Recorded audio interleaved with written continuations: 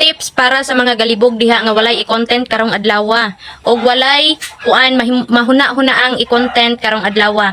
So once og wala mo i-content og wala mo mahuna-hunaan nga i-content karong adlaw, so mang-share lang mo og mga videos sa inyong mga Facebook friends nga which is engagement kanang makakadlaw bitaw inyong viewers, inyong followers og mga kuan bitaw mga reels og mga videos nga kanang daghan mabalan og daghan matutunan ang inyong mga followers diha. Kay once nga ga-share mo og videos diha no, mas maayo nang ga-share mo og videos kaysa wala mo may i-post bitaw kada adlaw.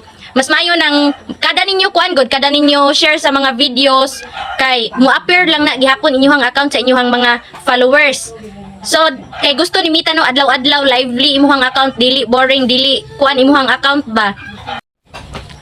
Mauna og wala mo'y mahimong content dira, wa mo'y mahunaan dira. So mang-share lang jud mo. Labi na ako ang mga videos no kay kaladlawan jud na dapat i-share jud na ninyo. Kay ngano kada share ninyo mo appear jud na inyong account sa inyong mga Facebook friends, inyong mga followers. So kung appear na inyong account dira bisan pag dili nimo followers, so i-click lang na nila imuhang ngalan og mo dugang pa na sa inyong followers.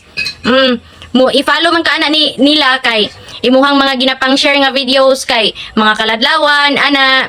So pirmi ra jud na mo kuan imuhang account mo appear sa ilahang news feed. So mo engage ra na gihapon sila sa inyo og ang inyong mga kuan mga videos bitaw nga nagligad pa ninyohang gi kuan inyong mga content nga dugay na ninyo gi-create no gihimo giobra. So mo appear lang na gihapon sa ilahang news feed kay everyday ga-upload man ka o ga-share man kag mga content, ga-share man kag mga videos or reels diha sa imuhang timeline. So always ra na mo kuan inyong account. So lively ra gyapon inyong account. So mao na dili mo magdalok og pang-share diha sa inyong mga Facebook friends no.